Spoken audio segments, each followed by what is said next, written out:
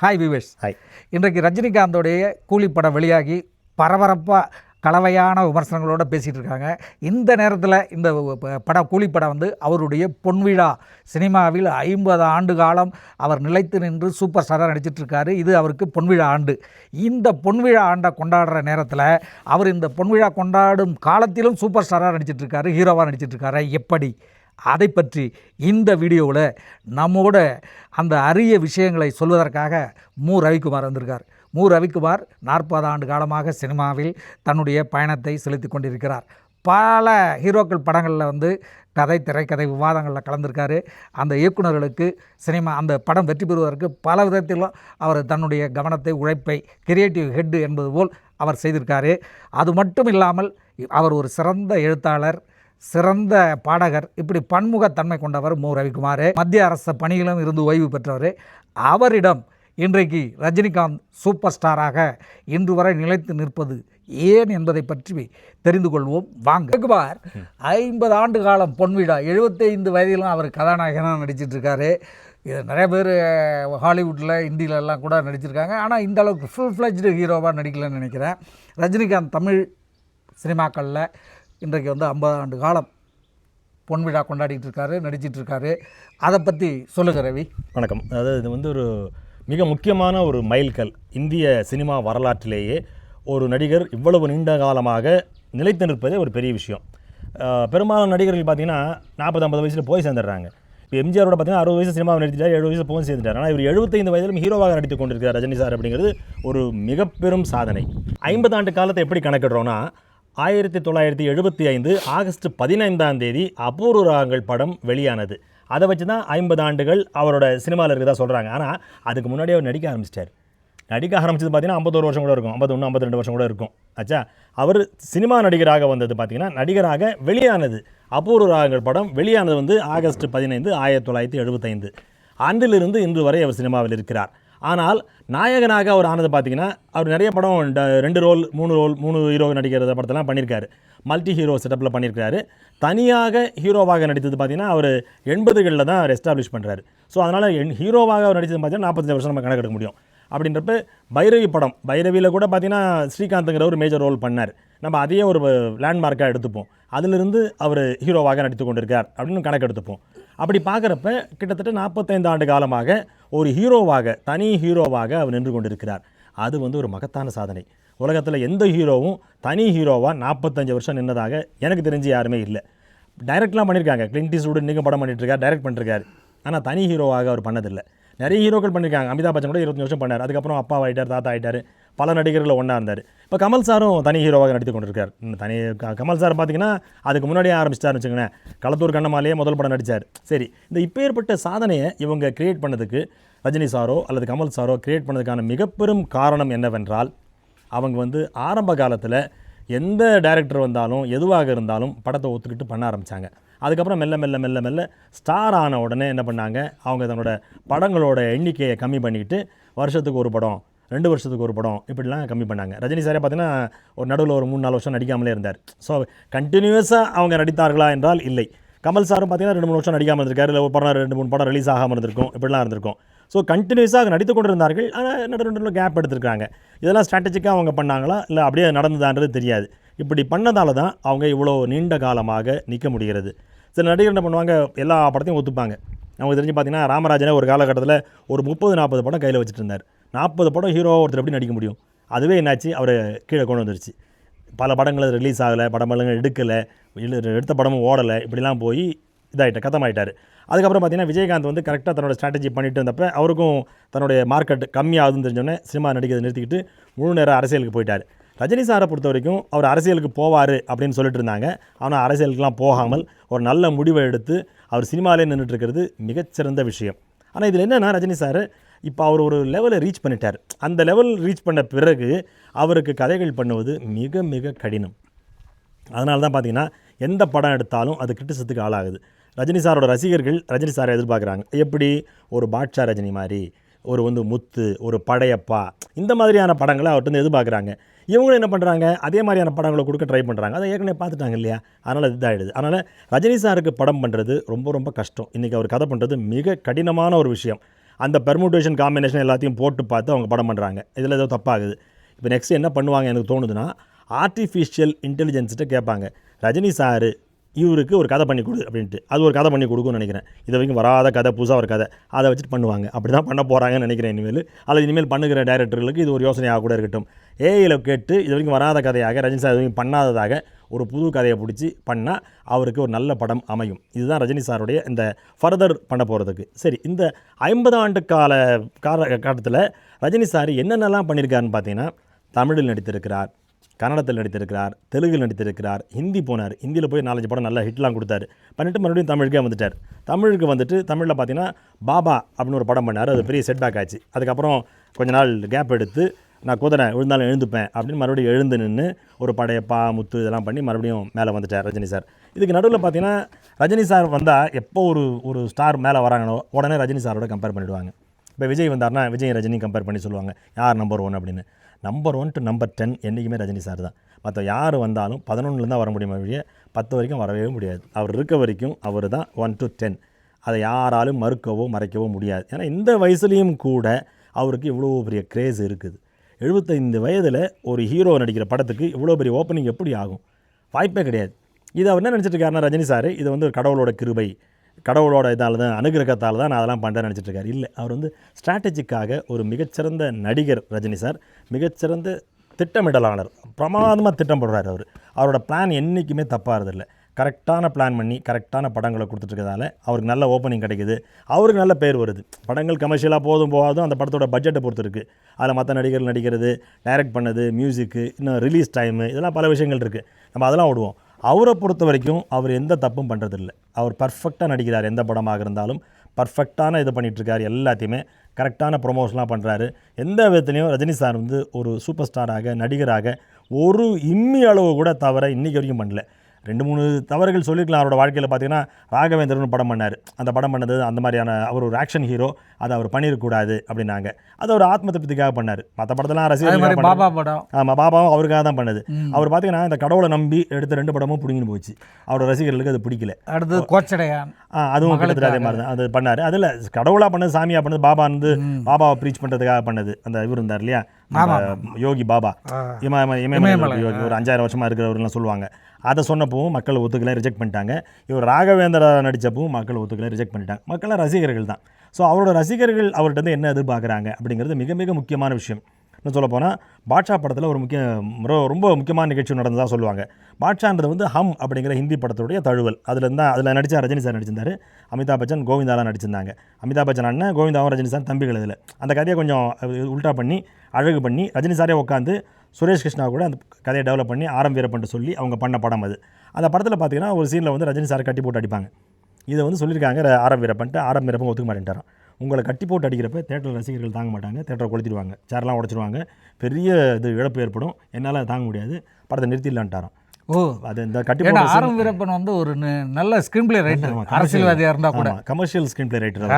அவர் சொன்னதும் கரெக்ட் தான். ஆனால் அவர் ஒன்று புரிஞ்சுக்கல, அந்த இமோஷன் இருக்குல்ல, அது ஆரம் வீரப்பன் புரிஞ்சுக்கல. அவர் என்ன நினச்சார்னா, ரஜினி சாருடைய அந்த இமேஜ் இருக்குல்ல, அது வந்து அந்த கதை கிரியேட் பண்ணுற இமோஷனோட பெருசு அப்படின்னு நினச்சார். இல்லை, எந்த கதையிலுமே பார்த்தீங்கன்னா நீ எந்த கதையாக வேணா எடுங்க, உலகத்தில் ஹிட் ஆகிற அத்தனை கதையாக இருந்தாலும் அந்த இமோஷன் வந்து ஸ்டாரோட பெருசாக இருந்தால் படம் ஓடும், அந்த இமோஷனோட ஸ்டார் பெருசாக இருந்தால் படம் ஓடாது. இதுதான் இயல்பு. அந்த கதையை பொறுத்த வரைக்கும், பாட்ஷாவை பொறுத்த வரைக்கும், அந்த மாணிக்கம் அப்படின்ற ஆட்டோ ஓட்டிகிட்டு இருக்க ஒரு கேரக்டர் ரஜினி சார்னு எல்லாருக்கும் நல்லா தெரியும். அவர் எப்படிப்பட்ட ஆளுங்கிறது எல்லாருக்குமே தெரியும். அவரை கட்டி போட்டு விளக்கு கம்பத்தில் கட்டி போட்டு அடிக்கிறாங்கன்றப்ப மக்களுக்கு அவ்வளவு ரத்தம் கொதிக்குது. இவரே இந்த அநியாயம் பண்ணிட்டாங்களா, இவர் திருப்பி என்ன பண்ண போகிறாரு அப்படிங்கிறப்ப அந்த இடத்த அந்த பூஸ் மொமெண்ட் தூக்குது அந்த படம். அது தூக்கி அந்த இமோஷன் தூக்கிட்டு போக அதுக்கப்புறம் அந்த படம் இறங்கவே இல்லை, மேலே போயிட்டே இருக்குது. இன்றைக்கி எத்தனை படம் எடுத்தாலும் அந்த பாட்ஷாவுக்கு இணையான ஒரு படத்தை இவங்களால கொடுக்கவே முடியாது. அந்த மாதிரி பண்ணாங்க. அதுக்கு கிட்டத்தட்ட அதுக்கு ஈக்குவலாக விஸ்வரூபம் படத்தில் கமல் சார் ஒரு கூஸ் மொமெண்ட் கொடுத்துருப்பார். அதாவது ஒரு இது மாதிரியே திருநங்கை மாதிரியே காமிச்சிட்டு வந்து ஒரு இடத்துல அந்த இஸ்லாமிய இதை ஓதி அப்படியே மாறி பயங்கரமாக எல்லாரையும் போட்டு அடிப்பார். ஒரு திருநங்கை மாதிரி இருந்தவங்க ஒரு மாவீரனாக காட்டுவார். அந்த கூஸ் மொமெண்ட் அவர் கொண்டு வந்திருந்தார். ஆனால் அந்த படத்தில் இமோஷன்ஸ்லாம் கரெக்டாக இல்லைன்றதால விஸ்வரூபம் மிகப்பெரிய ஒர்க் அவுட் ஆகலை. இல்லைனா அதுவும் இன்னொரு பாட்ஷா ஆகிருக்க வேண்டிய படம் அது, அவரால் பண்ண முடியலன்னு வச்சுங்களேன். இன்னொன்று ரஜினி சாருக்குன்னு இருக்க ஒரு ஆரா இருக்குது இல்லையா, அது கமல் சாருக்கு இல்லை, அது அமையலை. அந்த ஆராவில் ரஜினி சார் கிழிச்சு எடுத்துகிட்டு போயிட்டார். அதாவது ரஜினி நீங்கள் வந்து பார்த்தீங்கன்னா அவர் வந்து சாதாரண ஒரு ட்ராமா நடிகனா பெங்களூரில் ட்ராமாக்களில் நடித்து தன்னுடைய ஆர்வத்துக்கு தீனி போட்டுக்கிட்டு இருந்தார். அப்புறம் அவர் கண்டக்டராக இருந்துக்கிட்டே அதில் சம்பாதிச்சு இந்த ட்ராமாவும் பண்ணிக்கிட்டு இருந்தார். அப்புறம் ஒரு கட்டத்தில் அவருடைய ஆர்வம் வந்து ரொம்ப பீறிட்டதால் வேலையை விட்டுட்டு, கண்டக்டர் வேலையை விட்டுட்டு சென்னையில் வந்து ஃபிலிம் இன்ஸ்டியூட்டில் ஆக்டிங் கோர்ஸ் சேர்ந்து அதை படிச்சுட்டு பிளாட்ஃபார்ம்லலாம் படுத்து கிடந்தாருன்னு சொல்லுவாங்க. அங்கே இங்கெல்லாம் படுத்து கஷ்டப்பட்டு அதை படித்து அப்புறம் வாய்ப்புக்காக ஒவ்வொரு கம்பெனியாக ஏறி ஏறி இறங்கியிருக்காரு. அப்போ தான் நீங்கள் சொன்ன மாதிரி அந்த பாலச்சந்தர் பாலச்சந்தர் வாய்ப்பு ஏறி இறங்கல அவர். அது இன்னொரு விஷயத்தை நல்லா புரிஞ்சுக்கணும் நீங்கள் எல்லாருமே. இந்திய சினிமா வரலாற்றிலேயே ஃபிலிம் இன்ஸ்டியூட்டில் படித்து முறையாக நடிப்பை கற்றுக்கொண்டு சினிமாவில் நடிக்க வந்த முதல் நடிகர் இவ்வளோ பெரிய சூப்பர் ஸ்டார் ரஜினி சார் மட்டும்தான். அவருக்கு பின்னாடி மாதிரி யாரெல்லாம் சத்ருகன் சின்ஹா பின்னாடி வந்திருக்கலாம், அல்லது அதுக்கு சத்ருகன் சின்ஹா முன்னாடி நினைக்கிறேன், அவருக்கு முன்னாடி வந்திருப்பார் நினைக்கிறேன். அவர் இன்ஸ்டியூட்லேருந்து வந்தவர். ஆமாம், அவர் முன்னாடி வந்து சத்ருகன் சின்ஹா முன்னாடி வந்தார். தென்னிந்திய சினிமாவில் சொல்லலாம். தமிழ் சினிமாவில் ரஜினி சார் தான் முதல் முறையாக தொழில் ரீதியாக நடிப்பை ஒரு இன்ஸ்டியூட்டில் போய் காசு கொடுத்து கற்றுக்கிட்டு வந்து நடிகராக வந்தார். இந்த இடத்துல ரெண்டு விஷயத்தை நம்ம பார்க்கணும். இந்த இளைஞர்கள், இன்றைக்கி இருக்கிற இளைஞர்கள்லாம் அதை புரிஞ்சுக்கணும். மிகப்பெரிய பாடம் ஒன்று சொல்லி கொடுத்துருக்காரு ரஜினி சார். ஒரு நடிகராக அவர் வர்றதுக்கு முன்னாடி சினிமாலாம் இதில் ட்ராமாலாம் நடிச்சிட்டு இருந்தால் அதெல்லாம் ஓகே, அது ஒரு சாதாரண நடிகை எல்லாருமே ஆர்வ கோளாறில் பண்ணுறதுன்னு வச்சுங்களேன். நீங்கள் ரீல்ஸ் போடுற மாதிரி அப்படி இருக்கிறவர் ஒரு கவர்மெண்ட் ஜாப், ஒரு கண்டக்டர் ஜாப்ன்றது ஒரு பர்மனண்ட்டான கவர்மெண்ட் ஜாபு, நல்ல சம்பளம் வாங்கிட்டு இருந்திருப்பார் அந்த காலத்தில். அவர் அந்த கம்ஃபர்ட் லெவலை உதறிட்டு அந்த வேலையை ரிசைன் பண்ணிவிட்டு, மற்றவங்கலாம் பார்த்தீங்கன்னா சினிமாவில் இருந்த எல்லாருமே, அது ஸ்ரீகாந்த் ஆகட்டும் அல்லது வந்து இவராகட்டும், நம்ம பாலச்சந்தர் ஆகட்டும், எல்லாருமே அவங்க கவர்மெண்ட்டு அல்லது வேலையை வச்சுக்கிட்டு தான் இதில் சைடில் பண்ணிட்டு இருந்தாங்க. மூன் லைட்டிங்னு வாங்க பண்ணிவிட்டு அது ஸ்டெடியானோன்னு இதை விட்டு வெளில வந்தாங்க. ஆனால் ரஜினி சார் அப்படி இல்லை, முழுக்க முழுக்க ரிசைன் பண்ணிவிட்டு வந்து சேர்ந்தார். இது வந்து ஜாப்பனீஸ் டெக்னிக்கில் சொல்லுவாங்க, பர்னிங் த போட் அப்படின்வாங்க. அந்த டெக்னிக்கை ரஜினி சார் பண்ணியிருக்கார். அதாவது அவர் வந்து நடிக்க போவதற்காக தன்னுடைய எல்லா கம்ஃபர்ட் லெவலையும் விட்டுட்டு வேலையை ரிசைன் பண்ணிவிட்டு, நான் தெருவுக்கு வந்துட்டேன், இனிமேல் இது கீழே போக முடியாது, இந்த லெவல்லேருந்து நான் முயல போகிறேன் அப்படின்னு இறங்கினார்.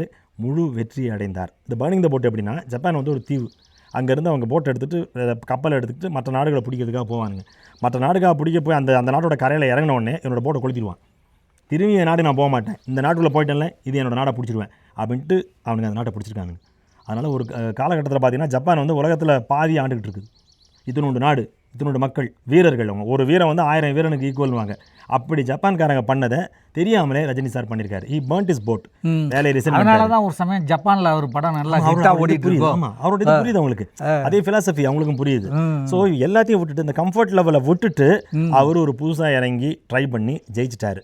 இப்போ நம்ம என்ன சொல்ல வரோம்னா, இந்த இளைஞர்களுக்கும் கம்ஃபர்ட் லெவல்லே இருந்தீங்கன்னா, அதாவது முன்னுக்கு வரது கஷ்டம். என்ன சொல்ல வரீங்கன்னா, நான் சொல்கிறது கரெக்டாக பாருங்க. அதாவது எந்த ஒரு தொழிலில் எந்த ஒரு இதில் இறங்கினாலும், வியாபாரத்தில் இறங்கினாலும், அந்த வியாபாரத்தில் கண்ணும் கருத்துமா அந்த வியாபாரத்திலேயே வந்து முழு நேரத்தையும் முழு திறமையும் பயன்படுத்தினா வெற்றி அடையலாம் அப்படிங்கிறதுக்கு ரஜினி சார் மிகப்பெரிய உதாரணம். இப்போ பார்த்தீங்கன்னா அதான் சொல்கிறேன், மறுபடியும் நம்ம எல்லாருமே கம்ஃபர்ட் லெவல்லே இருப்போம். அவர் கம்ஃபர்ட் லெவலில் இல்லவே இல்லை. பார்த்தீங்கன்னா யாருமே இதை பண்ண மாட்டாங்க. அதாவது கன்னடத்திலே ட்ரை பண்ணிருக்கணும், அவர் பண்ணலை. தமிழில் வந்து தமிழ் பேச வராது, இன்றைக்கி வரைக்கும் தமிழ் தெரியாது பேசல அவர். தமிழ்லாம் அவள் படிக்க வந்திருக்காது. அது இன்னும் சொல்லுவாங்க, படத்தில் நடிச்சிட்டு இருக்கப்ப அவருக்கு நீச்சல் தெரியுமான்னு கேட்டால் நீச்சல் தெரியாது, ஆனால் தெரியும்னு சொல்லி கூச்சிட்டார் தண்ணியிலன்னுவாங்க. கார் ஓட்ட தெரியுமான்னு பாலச்சந்தர் கேட்டிருக்காரு, தெரியும் சார்ன்னு இருக்காரு, தெரியாமலே அதுவும் ஓட்டிருக்காரு. ஏன்னா பண்ணக்கூடாது, எதுவுமே மிஸ்ஸே பண்ணக்கூடாது, நான் ஜெயிச்சே தீருவேன் அப்படிங்கிற முடிவில் இறங்கி அவர் ஜெயிச்சார். இன்னைக்கு இருக்க இளைஞர்கள் எத்தனை பேர் அப்புறம் கூட சொல்லுவாங்க ரவி, அவர் ஒரு கேரக்டர் சொன்ன உடனே அந்த படத்தில் வந்து அந்த கேரக்டருக்கு ஒரு மேனரிசம் கிரியேட் பண்ணுவாராம். ஷூட்டிங் ஸ்பாட்டில் போயிட்டு அதெல்லாம் அவரோட அடிஷனல் அந்த பீடியை தூக்கி போடுறது, சிகரெட்டை தூக்கி போடுறது, அப்புறம் வந்து துண்டு இதில் தானே எஜமான போடுறது, அந்த துண்டுலாம் தூக்கி போடுறாரு. அந்த மாதிரி ஒவ்வொரு படத்துலையும் அவருடைய ஒவ்வொரு கேரக்டருக்கும் ஒரு மேனரிசத்தை கிரியேட் பண்ணியிருக்காரு. பார்த்தீங்கன்னா படிக்கட்டில் இறங்குறப்ப ஏறுறப்பெல்லாம் அவர் ஒரு ஸ்டைலாக பண்ணுவார். அதெல்லாம் அந்த காலத்தில் ஒரு ஸ்டைலை கிரியேட் பண்ணியிருக்காரு அவர் பண்ணுவார் இல்லையா. எம்ஜிஆர்னா ஃபைட்டு, தண்ணி அடிக்க மாட்டார், சிகரெட் அடிக்க மாட்டார்னு அவருக்கு ஒன்று. அதே மாதிரி ரஜினின்னா சிகரெட்டை தூக்கி போட்டு பிடிப்பார், துண்டை தூக்கி போடுவார், அது இதுன்ட்டு இப்படி ஸ்டைல் மன்னன் இவர். இப்படி ஒவ்வொன்றும் தனித்தன்மை. என்றைக்கும் எவன் ஒருத்தவன் எந்த தொழிலில் ஜெயிக்கணும்னு நினைக்கிறானோ அந்த தொழிலில் தனித்தன்மையோடு வெளியில் வரும்போது அந்த தனித்தன்மையை காட்டும்போது ஜெயிக்கிறான் அப்படிங்கிறதுக்கு ரஜினி ஒரு உதாரணம். அதுதான் பார்த்தீங்கன்னா இப்போ எம்ஜிஆர் வந்து இருக்கார், அவருக்கு முன்னாடி ரஜினி சாருக்கு முன்னாடி ஒரு மிகப்பெரிய சூப்பர் ஸ்டார் எம்ஜிஆர். அதுக்கு முன்னாடி தியாகராஜ பாகவதர் ஒரு சூப்பர் ஸ்டார், பியூ சின்னப்பா ஒரு சூப்பர் ஸ்டார் தான் தமிழ்நாட்டில் இருந்திருக்காங்க. இந்த சூப்பர் ஸ்டார்கள் இருந்தப்ப இவர் தான் சூப்பர் ஸ்டார் ஆகணும்னு நினச்சி வந்திருக்க மாட்டார். நம்ம நடிகராக நடிப்போம், ஏதோ நடிச்சுக்கிட்டு இருப்போம் அப்படி தான் நினச்சி வந்திருப்பார். சூப்பர் ஸ்டார் ஆகணும்னா அவர் கனவோட கண்டிருக்க மாட்டார். ஆனால் அது இயல்பாக நடந்தது. அது நடந்ததுக்கான காரணம் அவர் தன்னை அதற்காக தயார்படுத்தி கொண்டார்.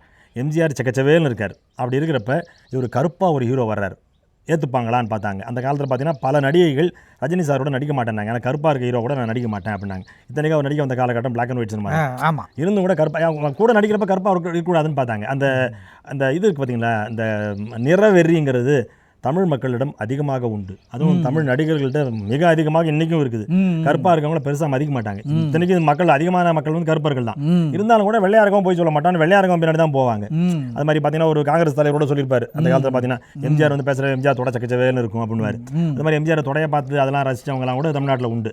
அப்படி இருக்கிறப்ப கருப்பாக இருந்த ஒருவர் இவர் ஜெயிக்கிறப்ப என்ன காரணம்னா அவர் கருப்பே தான் அவருக்கு வந்து மிகப்பெரிய பலமாக அமைந்தது.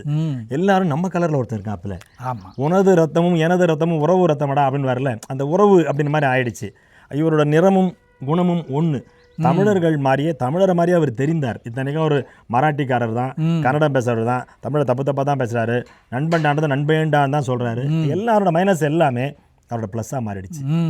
அதாவது இன்றைக்கு சூப்பர் ஸ்டார்னா அவர் ஒருத்தர் தான் அப்படிங்கிற லெவலுக்கு இன்றைய நிலையில் ஆகிட்டார். ஏன்னா விஜய்க்கு கூட விஜய் ரசிகர்கள் அவர் சூப்பர் ஸ்டார்னு சொன்னாங்க. உடனே ஒரு மிகப்பெரிய சர்ச்சை எழுந்தது ரஜினி ரசிகர்களுக்கும் விஜய் ரசிகர்களுக்கும். ஒரே சூப்பர் ஸ்டார் ரஜினி தான் அப்படின்னாங்க. அதுக்காக தான் அவருடைய சமீபத்திய படங்கள் அந்த பேட்டை, கூலி எல்லாத்தையும் அவருடைய சூப்பர் ஸ்டாருங்கிறத காட்டுறதுக்காக எடுத்து அந்த படங்கள் எல்லாம் மிகப்பெரிய வெற்றி அடையும்படி உழைச்சி பண்ணாங்க. அதில் கூலி கொஞ்சம் ட்ராப் ஆகிடுச்சு, மற்ற படம்லாம் பரவாயில்லாமல் போச்சு. இப்படி யாரோ விஜயெல்லாம் போட்டி போட்டு கூட இன்னும் அவருடைய இடத்த பிடிக்க முடியல இல்லையா? நிச்சயமாக பிடிக்க முடியாது. இனிமேல் இல்லை, அவர் உயிரோடு இருக்க வரைக்கும் அவர் தான் சூப்பர் ஸ்டார். யாராலையும் அவர் கிட்ட நெருங்கவே முடியாது. பாருங்க, ஒரு மனுஷன் உயிரோடு இருக்க 75 வயசில் அவன் நம்ம ஊரில் பார்த்தீங்கன்னா பெரிய மந்திரியாக இருந்திருப்பார், எம்எல்ஏவாக இருந்திருப்பார், பெரிய கோடீஸ்வரனாக இருந்திருப்பார். அவர் கூட வந்து அவரை பிடிச்சி கையை பிடிச்சி அழைச்சிட்டு போய் தான் நடத்தி அழைச்சிட்டு போகிறாங்க. அந்த அளவுக்கு ஆயிடுறாங்க. அவ்வளோ வசதி வாய்ப்புகள் இருந்தால் கூட. இந்த மனுஷன் பாருங்கள், வசதி வாய்ப்பு இருக்குது, இருந்தாலும் இன்னமும் படத்தில் நடிக்கிறாரு, அங்கங்கே நடந்து ஓடுறாரு, ஓடியாடுறாரு, இன்னமும் அந்த ஸ்டைல்லே நடக்கிறாரு, ஓடுறாரு. ஏர்போர்ட்டில் போகும்போதெல்லாம் பார்த்தீங்கன்னா வேகமாக ஓடுறாரு, இது பண்ணுறாரு. இத்தனைக்கும் ஒரு கிட்னி தான் யோசிச்சு பாருங்க. ஆமாம், அதாவது அவருக்கு உடம்புல அவ்வளோ வியாதிகள் இருக்குன்னு சொல்கிறாங்க. ஆமாம், ஒரு கிட்னி மாற்றிட்ட பிறகு எம்ஜிஆர் பார்த்தீங்கன்னா, எம்ஜிஆருக்கு வந்து எவ்வளோ 1984 கிட்னி மாற்றினாங்க, 77 போயிட்டார். 3 வருஷம் தான் அவர் கிட்னி மாற்றின பிறகு. ஆமாம், இவர் கிட்னி மாற்றி கிட்டத்தட்ட 10 வருஷம் 5 வருஷம் ஆகுதுன்னு நினைக்கிறேன். ஆமாம், ஆமாம், அந்த மாதிரி ஒரு அதை 10 வருஷத்துக்கு மேலே ஆகிடுச்சு. ஆமாம், அதை மாற்றியும் கூட இன்றும் அதுலேயே ஒரு சூப்பர் ஸ்டாராக இருக்காரு. அந்த எனர்ஜியோட ஒரு கிட்னிலே இந்த கலக்கிறாரு. 2 கிட்னி தான் என்ன பண்ணுவார். அதாவது பார்த்தீங்கன்னா சில பேர்லாம் மாபெரும் மனிதர்கள் இருக்காங்கல்ல, அவங்களுக்கு இழப்ப கூட பெருசாக எடுத்துக்க மாட்டாங்க. கலைஞருக்கு ஒரே ஒரு கண்ணு தான், யாராவது நம்புவாங்களா? அந்த ஒரு கண்ணில் அவர் படித்ததும் எழுதியதும் அவ்வளவு, ஒரே ஒரு கண்ணை வச்சுக்கிட்டு நம்பினார் தன்னுடைய சிவபெருமானுக்காக. இல்லை, அது வந்து கற்பனை கதைன்னு வச்சுங்களேன். கண்ணால் பார்த்த ஆட்கள், கண்ணு முன்னாடி பார்த்த ஆட்கள். அதே மாதிரி இவர் இந்த பட்டோடின்னு ஒரு பிளேயர் இருந்தார், கிரிக்கெட் பிளேயர் இருந்தார். அவருக்கும் ஒரு கண்ணு தான். ஒரு கண்ணில் கிரிக்கெட் ஆடுறது எப்படி முடியும்? ஒரு ஆடி அவர் மிகப்பெரிய பிளேயராக சாதனை பண்ணார். ஆமாம், அது மாதிரி பண்ணாங்க. அது மாதிரி கலைஞர் ஒரு கண்ணில் இருந்தவர், இவரும் ஒரே ஒரு கிட்னி வச்சுட்டு இவ்வளோ அற்புதமான விஷயம் பண்ணிட்டு இருக்கிறாரு. தமிழ்நாட்டில் பார்த்தீங்கன்னா அஜித், விஜய், இப்படி எம்ஜிஆர் சிவாஜிக்கு அடுத்து ரஜினி கமல் வந்தாங்க. ரஜினி கமலுக்கு அடுத்து அஜித் விஜய் வந்திருக்காரு. அதுக்கடுத்து யாராவது வருவாங்க. ஆனாலும் அந்த சூப்பர் ஸ்டார் வந்து எம்ஜிஆர் சிவாஜி நடிப்புகளில் இருக்கும்போதே இவர் சூப்பர் ஸ்டார் ஆகிட்டார். இப்போ இவர் கமலை நடிச்சிட்டு இருக்கும்போது அடுத்த சூப்பர் ஸ்டார்கள் உருவாகலான்னு ஒரு குரல் விட்டாங்க. அதுக்குள்ளேயே அது அமுங்கி போச்சு. இன்னும் உண்மையிலே ஃபுல் ஃப்ளட்ஜ்டு சூப்பர் ஸ்டார் யாரும் உருவாகலை. விஜய் கூட இன்னும் வந்து அந்த லெவலில் பிடிக்கல அப்படின்னு தான் சொல்லணும். இல்லை, விஜய் வந்து சூப்பர் ஸ்டார் தான், நோ டவுட் அபவுட் இட். இப்போ ரஜினி சாருடைய அந்த ஒரு அவரை இன்னொன்று என்னன்னா காலகட்டத்தை பார்க்கணும். இப்போ இருக்கிற இதுக்கு விஜய் இருக்கிறார், விஜய் லாங் ஸ்டாண்டிங்காக இருப்பாரா, அதெல்லாத்தையும் பார்த்து தான் பார்க்கணும் இல்லையா? அவர் மாதிரி ஒரு 50 ஆண்டு காலமாக தனிப்பட்ட முறையில் ஒரு ஹீரோவாக நின்று இருக்க முடியுமா? காலம் தான் பதில் சொல்லும். இப்போதைக்கு இருக்கிறப்ப பார்த்தீங்கன்னா, இப்போ நீங்கள் ஒரு பீரியடில் ராமராஜன் சூப்பர் ஸ்டாராக இருந்தார், ஒரு பீரியட் டி ராஜேந்திரன் சூப்பர் ஸ்டாராக இருந்தார்.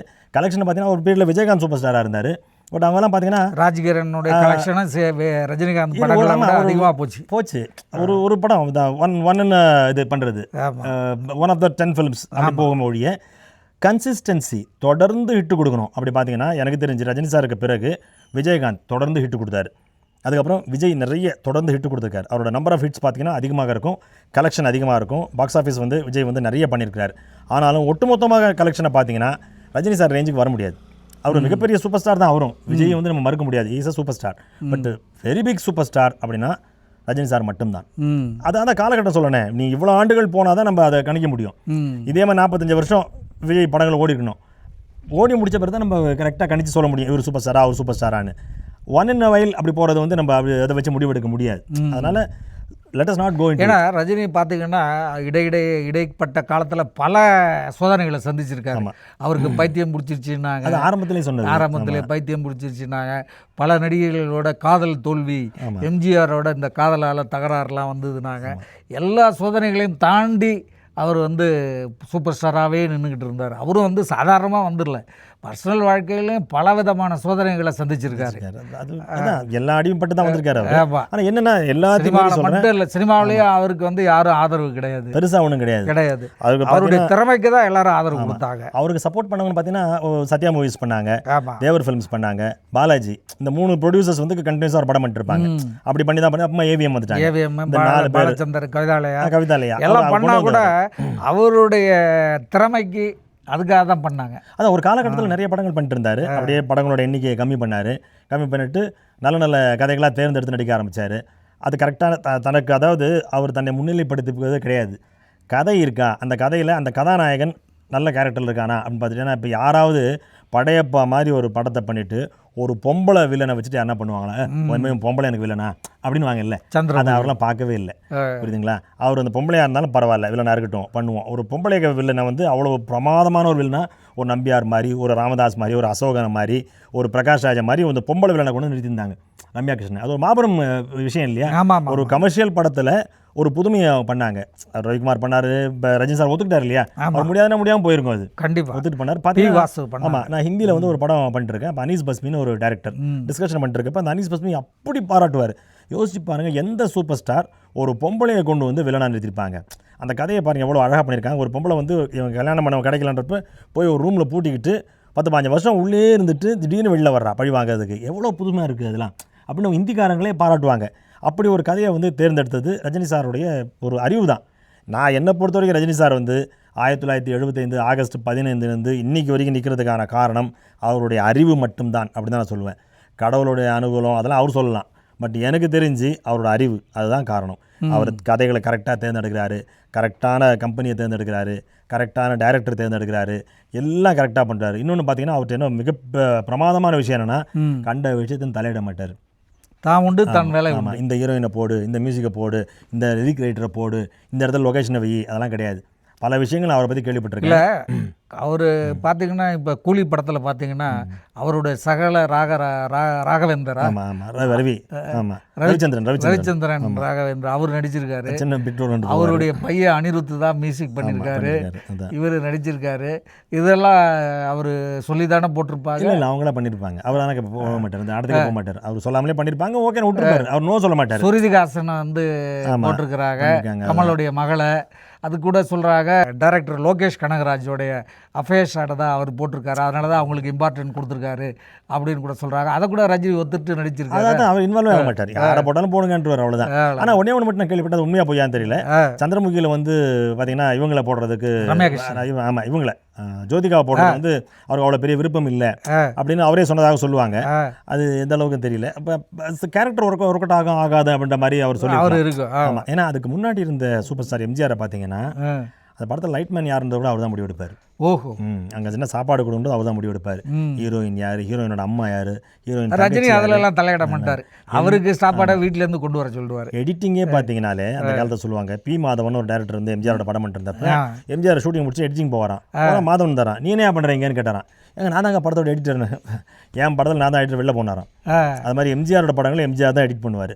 யார் எந்த கலைஞர் அவருடைய படங்கள்ல அவர் எடிட்டிங் ஃபைனலாக வந்து எடிட் பண்ணுவார். ஒவ்வொரு நாளும் எடிட் பண்ண அவர் எழுதுன கதை தானே. எம்ஜிஆர் வந்து தனக்கு முக்கியத்துவம் இருக்கணும் அப்படின்னு பார்ப்பார். தன்னை தவிர மீது எந்த கேரக்டரும் தூக்கிடக்கூடாது. அந்த ஒரு இது எம்ஜிஆருக்கு ஒரு பயம் உண்டு, ஒரு காம்ப்ளெக்ஸ் உண்டு.